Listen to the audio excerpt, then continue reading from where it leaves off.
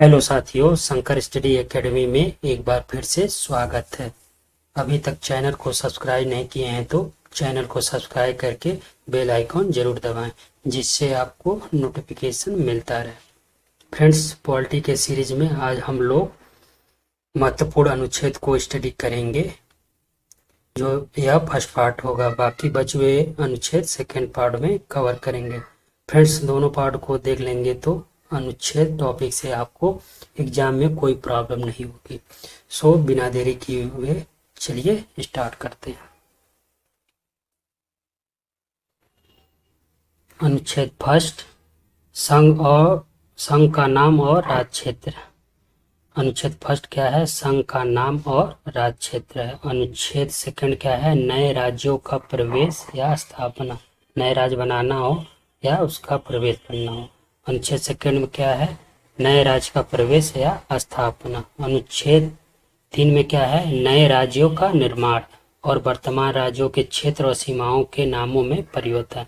अनुच्छेद सेकंड में क्या है कि नए राज्यों के प्रवेश व स्थापना है, ठीक है।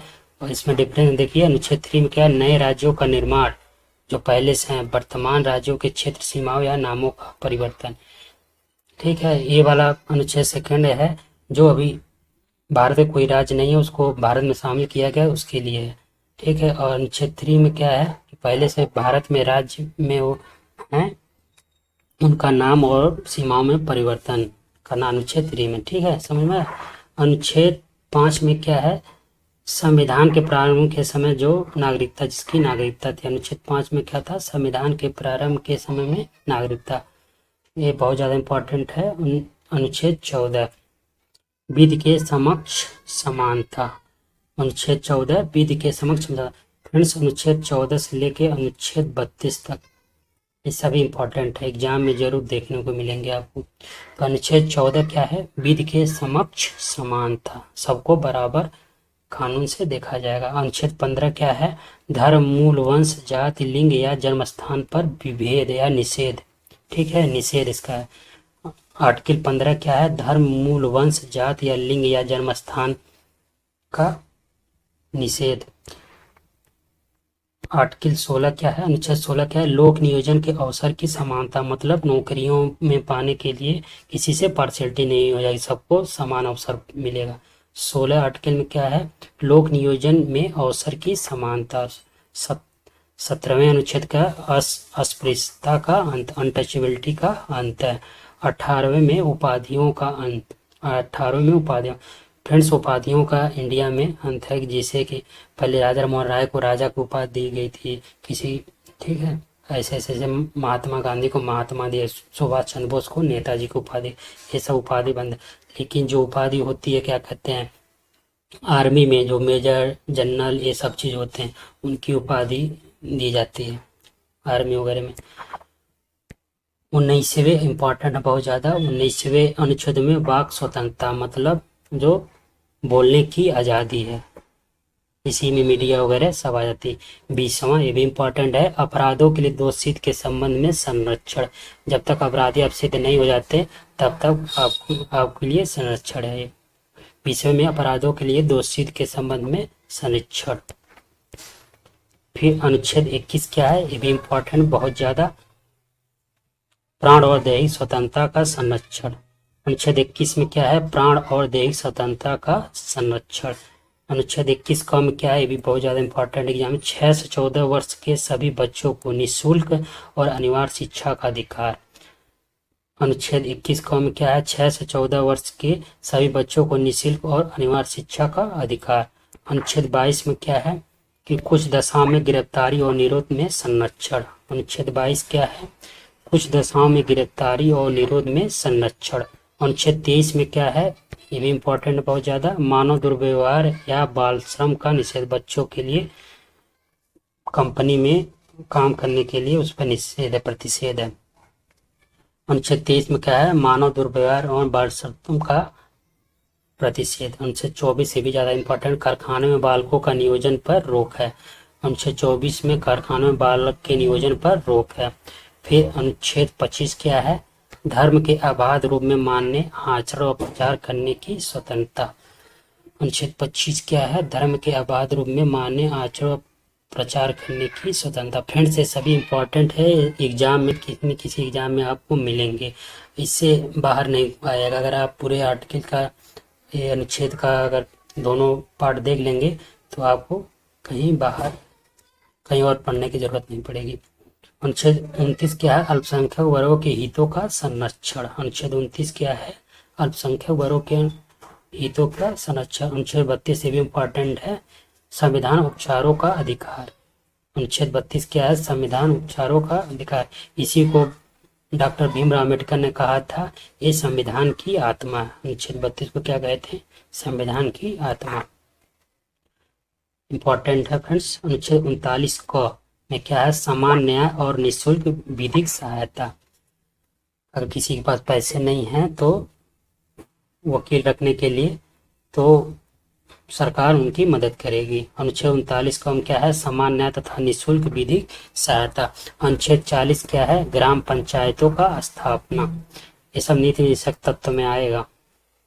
अनुच्छेद 40 में क्या होगा, ग्राम पंचायत की स्थापना। अनुच्छेद 41 में क्या है, कुछ दशाओं में काम, शिक्षा और लोक सहायता पाने का अधिकार। अनुच्छेद 41 में क्या है, कुछ दशाओं में काम, शिक्षा और लोक सहायता पाने का अधिकार। अनुच्छेद 44 फ्रेंड्स बहुत ज़्यादा इंपॉर्टेंट है, यूनिफॉर्म सिविल कोड। नागरिकों के लिए एक समान सिविल संहिता, सबके लिए एक कानून। 45 अनुच्छेद में क्या है, 6 वर्ष से कम आयु के बच्चों को बाल अवस्था की देखभाल और शिक्षा के लिए प्रावधान। अनुच्छेद 45 में क्या है, 6 वर्ष से कम आयु के बच्चों को बाल्यावस्था की देखभाल और शिक्षा के लिए प्रावधान। अनुच्छेद 48 का फ्रेंड्स बहुत ज़्यादा इंपॉर्टेंट है, पर्यावरण का संरक्षण और संवर्धन एवं वन तथा वन्य जीवों का रक्षा। 48 को क्या है, पर्यावरण का संरक्षण और संवर्धन एवं वन्य तथा वन जीवों का रक्षा। अनुच्छेद 50 में क्या है, बहुत ज़्यादा इंपॉर्टेंट है फ्रेंड्स, पीसीएस में भी आ चुका है, कार्यपालिका से न्यायपालिका का पृथक्करण। यानी कार्यपालिका जो है विधानसभा है, लोकसभा, राज्यसभा है, और न्यायपालिका जो सुप्रीम कोर्ट, हाई कोर्ट या जिला न्यायालय जो भी है, वो मतलब दोनों एक दूसरे को इंटरफेयर नहीं करेंगे काम में, दोनों स्वतंत्र हैं। तो अनुच्छेद 50 क्या है, कार्यपालिका से न्यायपालिका का पृथक, इंपॉर्टेंट है। अनुच्छेद 51 क्या है, ये भी इंपॉर्टेंट है बहुत ज़्यादा, अंतर्राष्ट्रीय शांति और सुरक्षा की अभिवृद्धि। अनुच्छेद 51 में क्या है, अंतर्राष्ट्रीय शांति और सुरक्षा की अभिवृद्धि। अनुच्छेद 51 का ये बाद में जोड़ा गया था। कुल कितने मूल कर्तव्य हैं, 11 मूल कर्तव्य हैं। अनुच्छेद 51 को क्या जोड़ा गया, मूल कर्तव्य जोड़ा गया। अनुच्छेद 51 को क्या जोड़ा, मूल कर्तव्य जोड़ा। अनुच्छेद 52 में क्या, अनुच्छेद 52 से क्या है, भारत का एक राष्ट्रपति होगा। अनुच्छेद 52 में क्या है, भारत का एक राष्ट्रपति होगा। अनुच्छेद 54 में राष्ट्रपति का कैसे निर्वाचन होगा, इसमें बताएगा। अनुच्छेद 54 क्या बताएगा, राष्ट्रपति का निर्वाचन एकल संक्रमण पद्धति के अनुसार राष्ट्रपति का निर्वाचन होगा। राष्ट्रपति के निर्वाचन में कौन कौन भाग लेते हैं, तो लोकसभा के सदस्य, राज्यसभा के सदस्य, विधानसभा के सदस्य, ये सब भाग लेते हैं। ठीक है फ्रेंड्स। आर्टिकल 55 में निर्वाचन की पद्धति, राष्ट्रपति का निर्वाचन की पद्धति आर्टिकल 55 में। आर्टिकल 60 में राष्ट्रपति का शपथ और प्रतिज्ञान। आर्टिकल 60 में राष्ट्रपति का शपथ और प्रतिज्ञान। आर्टिकल 61 में इंपॉर्टेंट फ्रेंड्स, महाभियोग, राष्ट्रपति पर महाभियोग। आर्टिकल 61 में क्या होगा, राष्ट्रपति पर महाभियोग। आर्टिकल 66 में क्या है, उपराष्ट्रपति का निर्वाचन। आर्टिकल 66 में उपराष्ट्रपति का निर्वाचन। आर्टिकल 72 में क्या होगा, बहुत ज़्यादा इंपॉर्टेंट है फ्रेंड्स, राष्ट्रपति द्वारा क्षमादान की शक्ति। आर्टिकल 72 में क्या है, राष्ट्रपति द्वारा क्षमादान की शक्ति। आर्टिकल 74 में फ्रेंड्स बहुत ज़्यादा इंपॉर्टेंट है, राष्ट्रपति को सहायता और सलाह देने के लिए मंत्रिपरिषद। आर्टिकल 74 में राष्ट्रपति को सहायता और सलाह देने के लिए मंत्रिपरिषद। आर्टिकल 75 खंड 1 में पीएम प्रधानमंत्री की नियुक्ति राष्ट्रपति करेगा तथा अन्य मंत्रियों की नियुक्ति राष्ट्रपति प्रधानमंत्री की किसकी सलाह पर करेगा, ये भी इंपॉर्टेंट है फ्रेंड्स। आर्टिकल 75 में क्या है, पीएम की नियुक्ति राष्ट्रपति करेगा तथा अन्य मंत्रियों की नियुक्ति राष्ट्रपति प्रधानमंत्री की सलाह पर करेगा। अनुच्छेद 76 क्या है, 76 क्या है, बहुत ज़्यादा इंपॉर्टेंट ये भी है, महान न्यायवादी, अटॉर्नी जनरल ऑफ इंडिया। अनुच्छेद 76 क्या है, मानवादी अटॉर्नी जनरल ऑफ इंडिया। ये संसद के किसी भी सदन में, राज्यसभा लोकसभा में, संसद में बैठक में भाग ले सकता है, ठीक है, लेकिन ये वोट नहीं कर सकता। अनुच्छेद 79 क्या है, संसद के गठन का प्रावधान है। अनुच्छेद 79 में क्या है, संसद के गठन का प्रावधान है। अनुच्छेद 80 में क्या है, राज्यसभा की संरचना। अनुच्छेद 80 में क्या है, राज्यसभा की संरचना। अनुच्छेद 81 में क्या है, लोकसभा की संरचना। अनुच्छेद 81 में क्या है, लोकसभा की संरचना। अनुच्छेद 85 में संसद के सत्र 17वां और विघटन। अनुच्छेद 85 में क्या है, संसद के सत्र 17वां और विघटन। 6 महीने के ज़्यादा गैप नहीं हो सकती है एक बैठक में संसद के, ठीक है। अनुच्छेद 100 के खंड 1 में लोकसभा अध्यक्ष द्वारा अपने निर्णायक मत का प्रयोग टाई होने पर, इम्पॉर्टेंट रेफरेंस, अगर किसी बिल में अगर दोनों मतलब जो पक्ष में और विरोध में दोनों बराबर मान लीजिए 100 वोट पड़ गए हैं, दोनों टाई हो गया, तो उस टाइम लोकसभा का अध्यक्ष जो होगा अपना निर्णय मत देगा, ठीक है। इम्पोर्टेंट है फ्रेंड्स। 108 काफ़ी ज़्यादा इम्पोर्टेंट है भी है, दोनों सदनों की संयुक्त बैठक। दोनों सदनों की संयुक्त बैठक, दहेज प्रथा में संयुक्त बैठक लिया गया था, हुआ था, दहेज प्रथा जो विधेयक नियम आया था। अनुच्छेद 109 क्या है, धन विधेयक के संबंध में विशेष प्रक्रिया। अनुच्छेद 109 क्या है, धन विधेयक के संबंध में विशेष प्रक्रिया। धन विधेयक कहाँ केवल पास हो सकता, केवल लोकसभा में पेश किया जा सकता, पास नहीं। उसके बाद आसमान, धन विधेयक कहाँ है, केवल लोकसभा में ही पेश किया जा सकता। 111वें अनुच्छेद में है धन विधेयक की परिभाषा, इम्पोर्टेंट है। 111 में क्या है, धन विधेयक की परिभाषा। 110वें में क्या है, धन विधेयक की परिभाषा। 110वें में क्या है फ्रेंड्स, धन विधेयक की परिभाषा। 111वें में क्या है, संसद के दोनों सदनों द्वारा पारित विधेयकों की राष्ट्रपति की अनुमति।